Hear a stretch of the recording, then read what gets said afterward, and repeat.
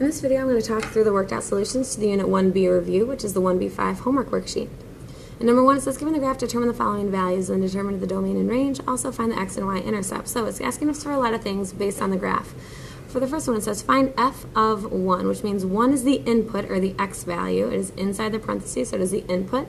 So the x-axis is here, y-axis is here, so I go into x is 1. X is 1 right here, so when I go to my graph, it looks like this is the point 1, 4. That means when the input is 1, the output would be 4, or f of 1 is equal to 4. Over here it says when f of x equals 5. Well, that's the same thing as saying when y equals 5, what does x equal? So when the output is 5, what is the input, or the x value? So I go to the y-axis. When y is 5, 1, 2, 3, 4, 5. And go over to the graph. It looks like we have one point here that is 2, 5. And then I go over here, we got another point here. That's 2, not 2, 5. That is negative 1, 2, 3, 4, 5, 6. Sorry, that is negative 6, 5. So there are actually 2 points that have a y value of 5, or 2 points that have an output of 5 and an input of, in this case, 2 and negative 6. Both of those would be input values that would give us an output of 5. The domain, because this is a continuous graph, we're going to write as an inequality.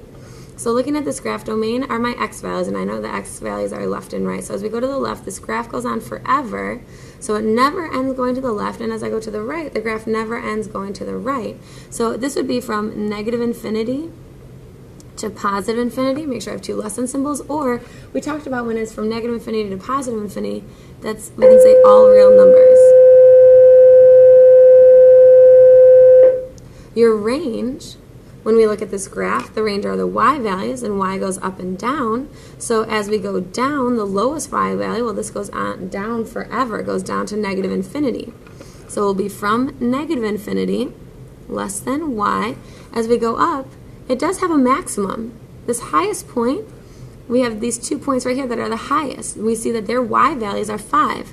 So it does have a maximum of 5. Now, if we say from negative infinity all the way to 5. Another way of saying this is that it could be 5 or anything below 5. And the inequality to represent that would be y is less than or equal to 5. Moving on to x-intercepts. We know x-intercepts are the points where the graph crosses the x-axis. So there are 1, 2, 3, 4 x-intercepts. This looks like this is 3, 0. This point is about negative 0.5, 0. This point is about negative 3.5, 0, and then finally negative 7, 0. So there are actually 1, 2, 3, 4 x-intercepts. Negative 7, negative 3.5, negative 0.5, and 3, 0.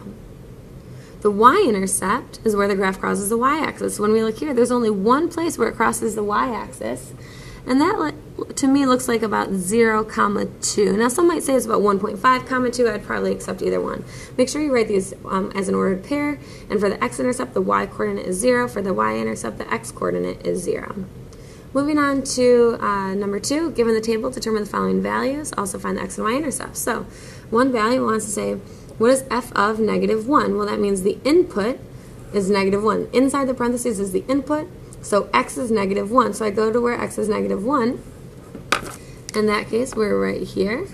So f of negative 1 would equal 20. Over here it's saying what is the output when the input is 4, or f of 4 means 4 is the input, or the x value. Well, I don't see that here, but let's see what the pattern would be. Right here, we're adding 1 each time. So if I continue this pattern, we'd be at 4. Here, I'm subtracting 10.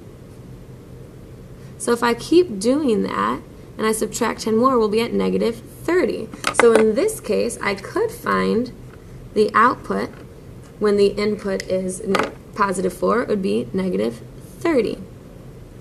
Moving on to the next part, when f of x is negative 20, that means when the output is negative 20, or when y is negative 20, what is x? So we go to the y's. Y is positive 20 here, that's not what I want, I want negative 20. So y is negative 20 means that x is a positive 3. And the same thing here, when the output is 40, or when y is 40, what is x? Well, 40, we don't have that yet, but we can work back in our table because we keep getting bigger numbers here. So I'd have to add 10 to go backwards, so that'd be 30, and this would be negative 2. Add 10 again, subtract 1 again, and we would have this point right here. So when the output is 40, the input is negative 3. Again, just like before, the x-intercept is where the graph crosses the x-axis, and we know that every point on the x-axis has a y-coordinate of 0. So I'm looking for where y is 0. And y is 0 right here. So my x-intercept would be 1, 0. My y-intercept is where the graph crosses the y-axis, or when x is 0. And in that case, make a little triangle around it, triangle around there. The y-intercept would be 0, 10. And again, make sure you write them as ordered pairs. Scooching down here, 3 through 5 are just some algebra review. This is not going to be on your assessment, but I wanted to give you some algebra review because it's going to be important moving forward. So it says to solve, which means I need to get the variable by itself. So I'm going to circle m. In order to do that, I do inverse operations to both sides of the equal sign. So here, I'm adding 5, which means I need to do the inverse, which would be subtract 5 from both sides. I get 10 equals 2m. 2m really means 2 times n, and the inverse operation of multiplication is division.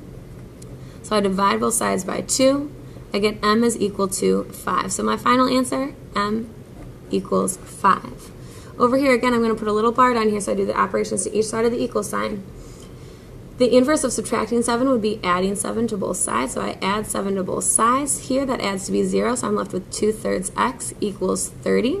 There's a lot of different things I can do with 2/3 x equals 30. Some people have learned where you multiply by the reciprocal on both sides, because any number times its reciprocal is just 1.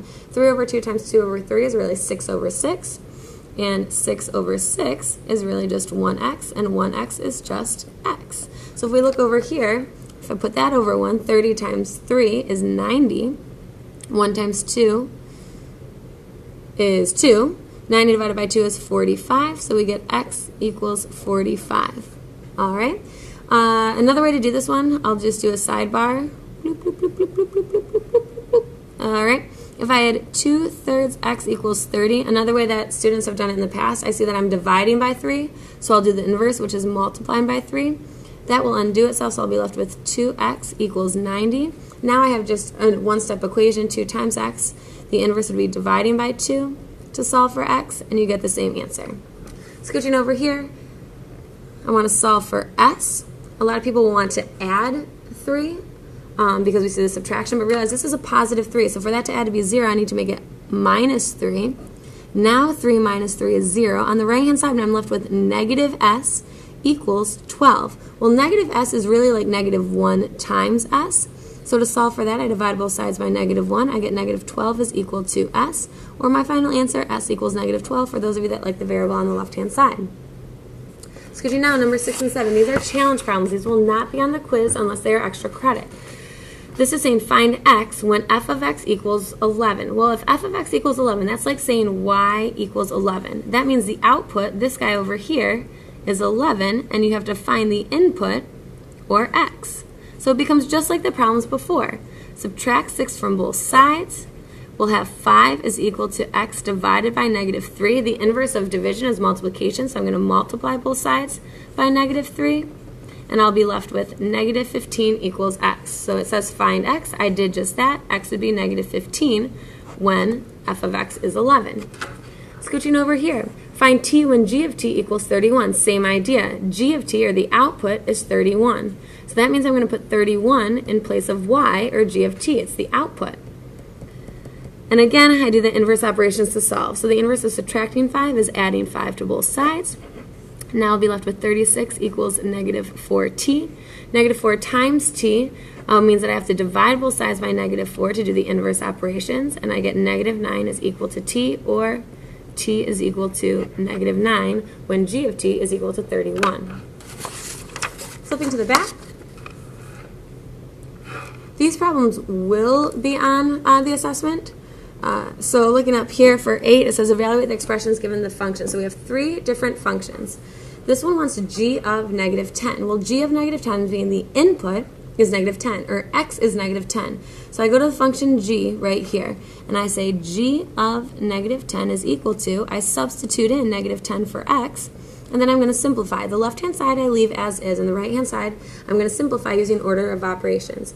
I have multiplication and addition going on, but I know I need to simplify using multiplication first. Negative 3 times negative 10 is a positive 30, so I get 31. So g of negative 10 is a positive 31, or when the input is negative 10, the function will have an output of 31. For b, it says find x when j of x is 12. This is actually like the challenge problems on the front. So this is a challenge problem as well. This will not be on the quiz, but it's worth talking through. Saying what is x, so that's what we're going to find when j of x is 12, or the output is 12, or y is 12. So I go back to my j of x function. I'm going to put 12 in place of j of x, and I'm going to solve. So I subtract 9 from both sides. I get 3 is equal to 2x. Divide both sides by 2, and I can't simplify that, so I just have 3 halves equals x. If you write x equals 1.5, that is fine as well. And then finally for number 8 over here, find h of negative 2. That means the input is negative 2. What is the output? So I go to my h of x function, and I substitute negative 2 in for x. Well, when I simplify this, I don't touch the left-hand side. This is just notation for what the output is. I simplify the right-hand side. There's just division. That's negative 6. So when the input is negative 2, the output will be negative 6. Or when x is negative 2, y will be negative 6. Scooching down here for number 9, it says determine whether the relation is a function, explain why. If it is a function, determine the domain and range. So for A, there's a couple different ways to think about this. I'm looking at a graph, so I know I can use a vertical line test. I can draw a vertical line that intersects this graph at 2 different points, so this does not pass the vertical line test, so the answer is no. The reason the vertical line test works is because now we have an input of, let's say, negative 4 that has 2 different outputs, 2 different y values. So that's why this one is not a function. Because it's not a function, we don't have to do domain and range, but it does want us to explain why. So no, I would say the graph doesn't pass the vertical line test.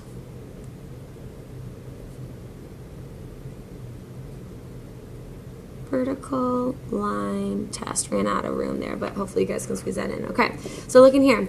I have inputs of these guys. They all go to 0. So when I'm thinking about that, that's like if I press the pop machine button and I get Coke. Press a different button and get Coke. Press a different button, still get Coke, and so on. Now that's okay. So this is like having a pop machine that all has Coke or all has water. So yes, this is a function, and the reason why is that every input has exactly one output. Because it is a function, we talk about its domain and range. Remember, the domain are the input or the x values. In this case, we just have inputs. We'll use set notation and go in increasing order. So we start at negative 8, negative 4, 0, and 4. The range or the outputs are the y values. We only have one output, so we'll just write it once. Here, we have the inputs and outputs again. So input of 3, it's like pressing a button. 3 goes to 7. That works. 4 goes to 8. 4 goes to 9. Well, now look at this. This part right here, this is like pressing the pop machine, and I press button number 4 and I get Coke, and then press button number 4 and I get Pepsi. I get 2 different outputs for one input. So that is not a function, because the input of 4 has 2 different outputs. Because it's not a function, I don't have to do domain and range. Looking at this one, I'm looking at the points, and it's easier for me to see these points either in a table or a mapping diagram. So I'm going to do my x and y here, realizing that's negative 2, 3, 1, 3, 3, negative 1, negative 4, negative 3. All right, so negative 2 goes to 3, 1 goes to 3. Okay, so I'm looking at this. I see 3 twice, so I'm going to look at this right here. This is like pressing a button and getting Coke, pressing another button and still getting Coke. That's okay. We can have 2 different buttons go to the same Coke.